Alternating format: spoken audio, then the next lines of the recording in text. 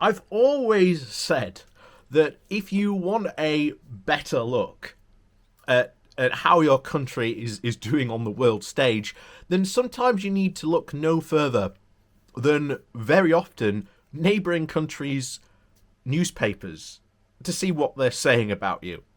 And over the last, certainly since Brexit, especially the Irish newspapers, the Netherlands and Germany have had a lot, and I mean a lot, to say about what they can see is going on in the UK.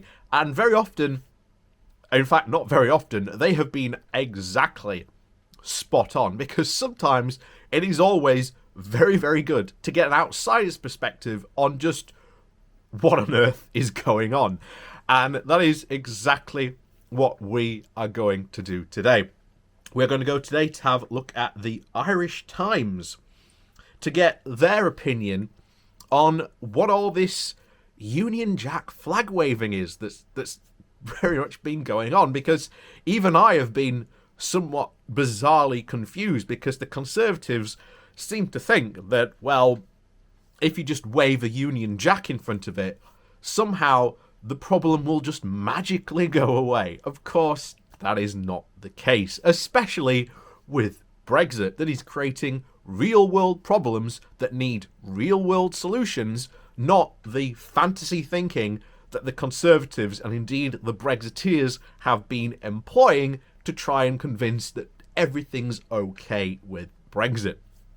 So, before we jump into that, please do remember to hit that like and share button, and of course down below there is a link to my Patreon page, as well as a one-off donation link called Buy Me a Coffee, where you can, well, buy me a coffee, and thank you very much to all those people who do support me that way. So, like I said, this comes from the Irish Times, and the title is, "The rise in Union Jack flag waving is a sign of deep anxiety in the UK." The British are not a performative people. They hold dear the quality of quiet patriotism, which, with a few noteworthy exceptions, demonstrative nationalism and flag waving are not very British at all. So the recent governmental decree that the Union Jack should fly from all government buildings in England, Scotland and Wales on all days, not just special occasions, seems rather at odds with this carefully crafted national character trait. That is the prevailing narrative, at least, and this latest drive to brandish the Union Jack in every corner has become impossible to ignore. Politicians deliver statements flanked by the flag. A BBC presenter apologised after liking an offensive tweet criticising a minister for displaying it. The BBC, again, was scolded for not having enough Union Jacks in its annual report. So why is this happening? Nation-building exercises like flag wielding, and anthem singing are associated with nascent, insecure countries. In the comparatively youthful United States, it's normal in many places to fly the stars and stripes in your front garden. The Irish Free State saw the tricolour become ubiquitous as its new nation tried to assert its identity on the world stage, and on its 50th anniversary, Bangladeshi independence this week, the London Eye was lit up in its colours. Britain,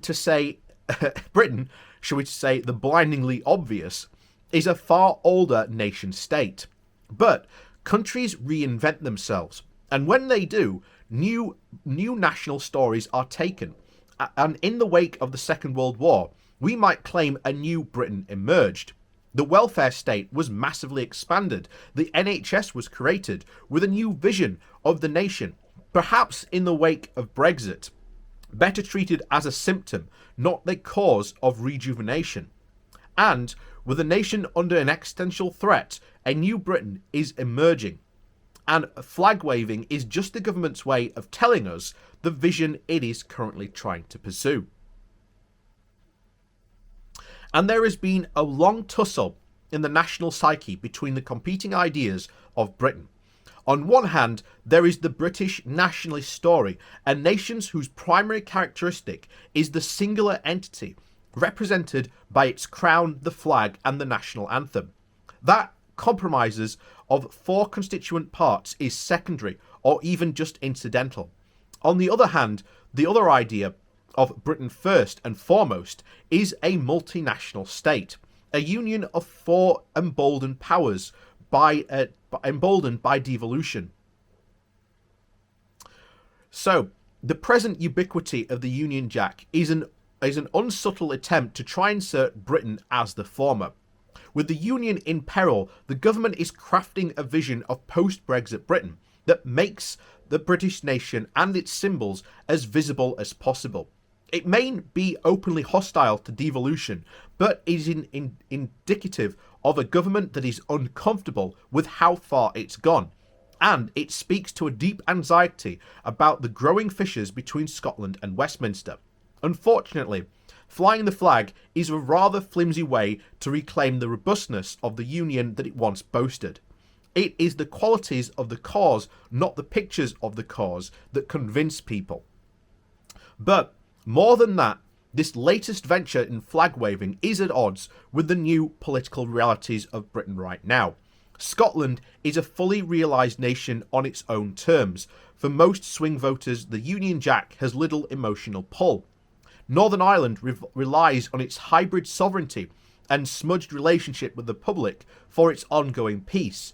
Pursuing a vision of Britain that inflexibly asserts the dominance of the Union Jack is, rather than acknowledge all these nuances, begins to look very counterproductive. And what the Conservatives may mistakenly see as politically shrewd is destabilising for Northern Ireland. Stop me if you've heard this one before. Though Northern Ireland is not subject to the decree thanks to different legislation, the conversation about the flag has largely squared on its doorstep. The Conservatives demonstrate their unique strain of ineptitude and announce the decree to tell Unionists in Northern Ireland it doesn't apply to them. What on earth did the DUP were expected to do is unsure. And of course the DUP has called for the decree to be extended to Northern Ireland. It is a long-standing Unionist anxiety that Northern Ireland may be left behind from the rest of Britain. And it is Arlene Foster's raison d'etre to make noise that what is happening.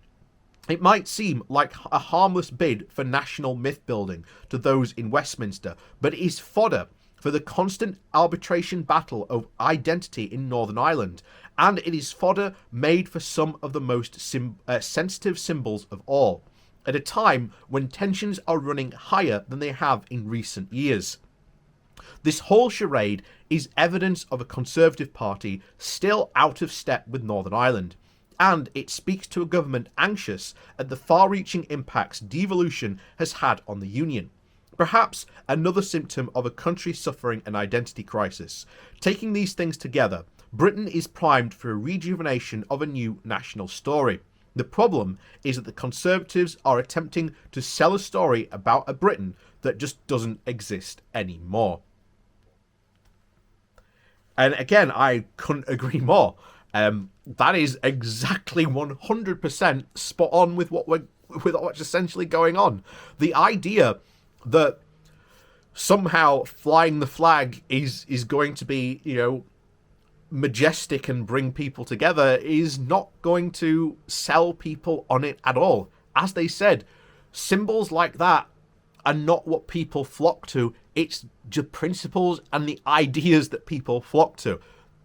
Just because it happens to have a set of colours behind it doesn't really make all that difference. The Union Jack could be pink, green and yellow for all I care. It still doesn't stand for anything. It's the ideas behind it that are important, and that's what we should be really paying attention to. But of course, the Conservatives are completely out of lockstep. Like I say, they have been very lucky over the past couple of years from the fact that, they managed to con a lot of people onto David Cameron that they had now retaken a more centrist approach to things, when indeed they hadn't done at all. The second they got in power, they immediately reverted to their old ways. And indeed, now we've got that in full view. We have the most right-wing government we have ever seen since Margaret Thatcher, even arguably more right-wing than her.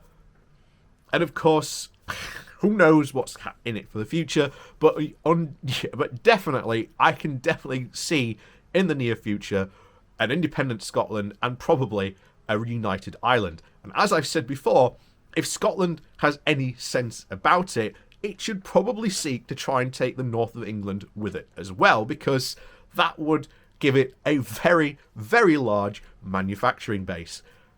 So, apart from that, please, as always, do remember to hit that like and share button. And of course, there is a link to my Patreon page and a one-off donation link down below as well. And as always, we'll see you all next time.